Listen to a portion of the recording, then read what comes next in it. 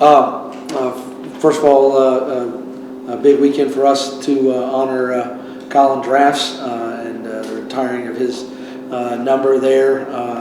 Not someone that I coached, but certainly I've gotten to know over my years here. Integral part of our program, back in the early 2000s, and still an integral part to this day. Obviously, great player here from the Low Country, Battery Creek guy. Be good to have Coach Mills back, just to be a part of that whole ceremony. Someone that means a lot to me in my coaching career, and so excited about that. Be a big moment, I think, for him, but also for our fans and just the history of our university and the program. As far as last week, I thought our guys, showed tremendous character and poise to make comebacks in the game and to put themselves in a chance to send the thing to overtime and try to get a win against a team that's very good.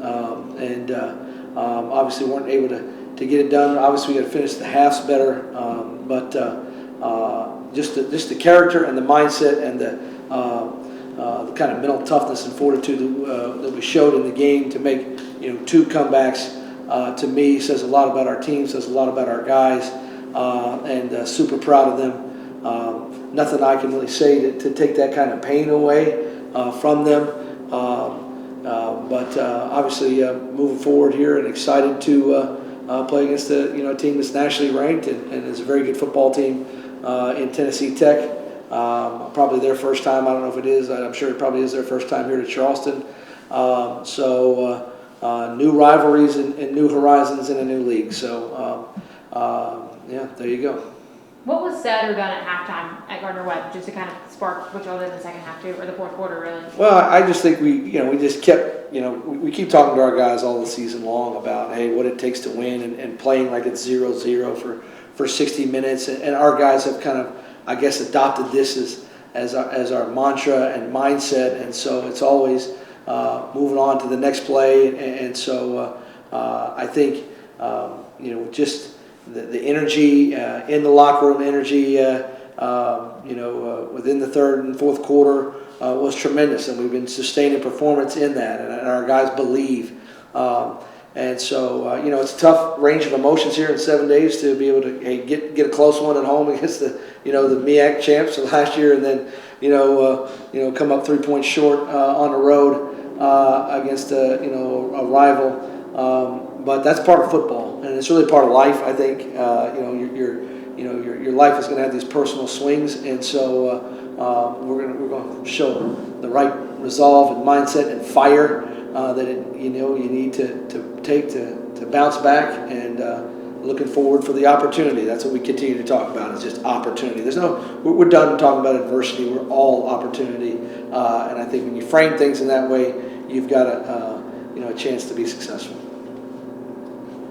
How do you assess your offense right now, quarterback play, all of that? I think we've got a good mix right now. We're rushing the ball. I think close to 5.5 per carry, and KB had 174 yards, and then I think Zoltan made some great throws throughout the game, but especially in the second half. I mean, we really were emphasizing third down last week. Wanted to be better on offense and defense on third down. And we were markedly better. We were 50% on third down on offense, which is, I think, if you look at the averages across the country, is going to be, right there, tops, in FCS, and then, we held them to 25%. So, was pleased with that improvement, and so, we're doing what we want as far as the mix. We're right. I think it's like 55-45, something like that, run to pass, and so we trust our guys, and they're making plays. Certainly, we're trying to find ways to improve throughout the season, and see plenty of ways to do that. It's part of our deal every week. How important is Colin Drafts to the legitimacy of Charleston Southern being a D1 program? I mean, what he did, how important is what Colin Drafts did to making you guys what you are? Well, I think, it's a little bit before my time, but I think I'm versed in the history enough to know that one of the things that makes it special is Colin's a low country guy, right? To be able to make the win the first Big South Conference championship in the manner that they did it, with the passing of Eddie Getz in the previous summer, and him, Colin kind of being the leader of the team, and I think in a lot of ways still is a leader of that team, right? And then the next year to him and Maurice Price set records and go 9-2, and I think put CSU kind of on the map at that time, and made this exit over here 205B somewhere that people wanted to come and watch college football, and so I think he's a huge part of it, and but him being from the Low Country makes it that much sweeter and more exciting. And I think you've recruited a couple of his players from Nice, haven't you? Yeah, we got Maddox on our team, and have swung hard and missed on a couple of others, but so it's he's constantly calling and giving back to our program, as far as wanting people to have the same experience that he had, and so obviously CSU still means a lot to him and his family, and excited to have him back. How do you think you match up with Tennessee Tech? I think they're, they've been explosive on offense. Over 530 yards a game. I think their quarterback's been tremendous. I think defensively they're number one in the country in stopping the run and total defense. So we have to just be worried though. Those are numbers. What I'm saying, we've played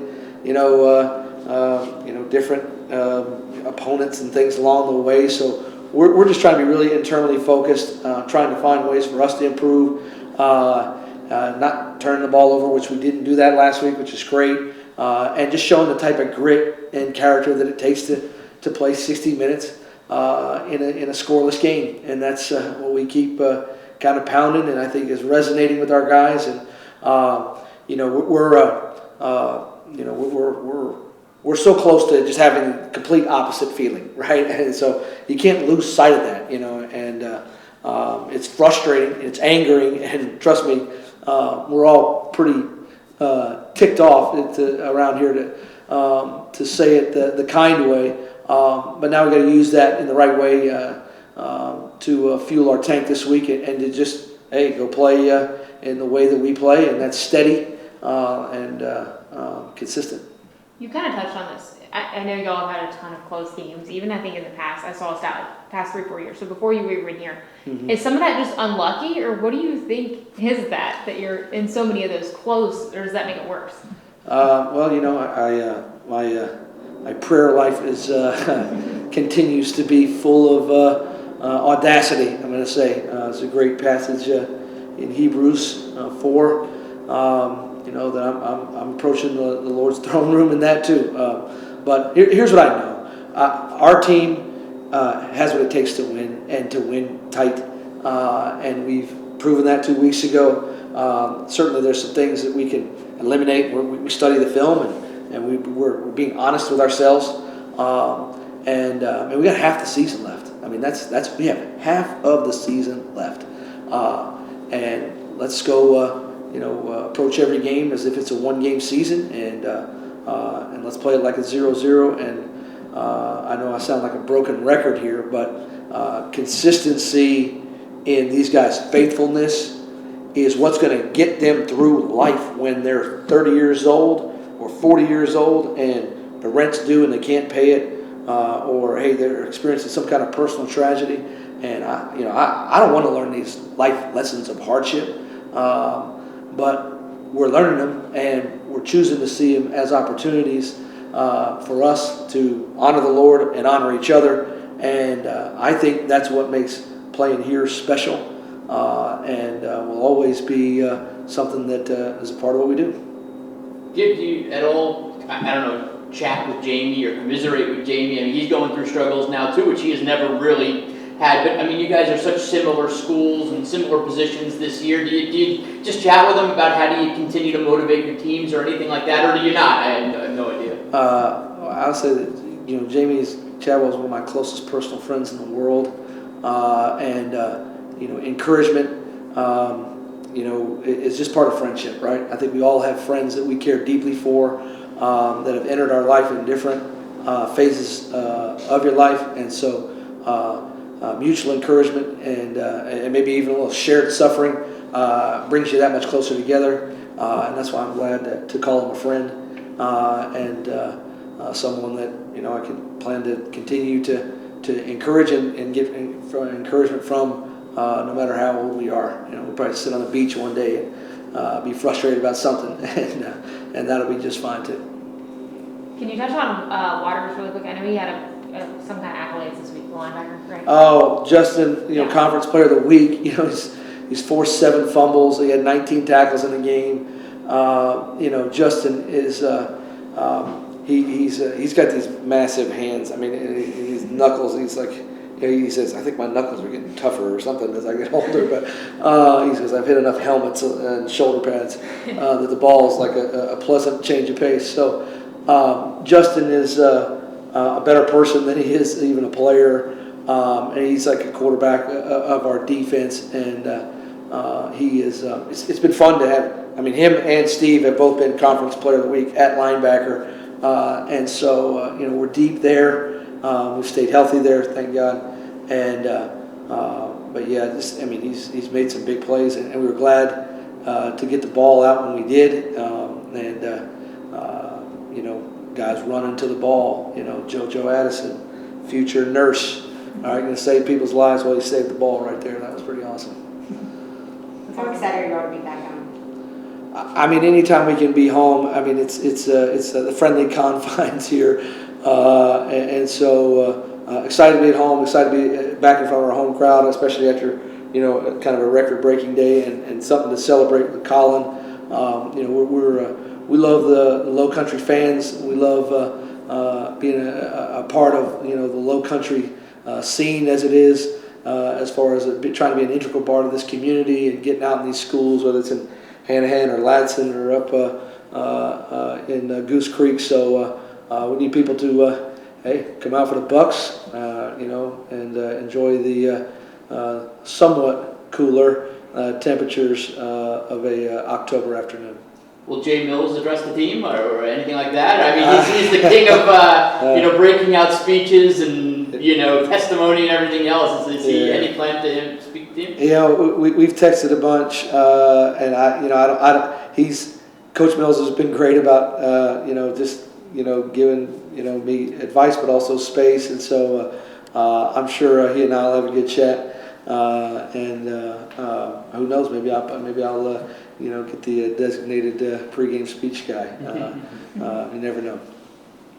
Perfect. All right. Great. Thank you.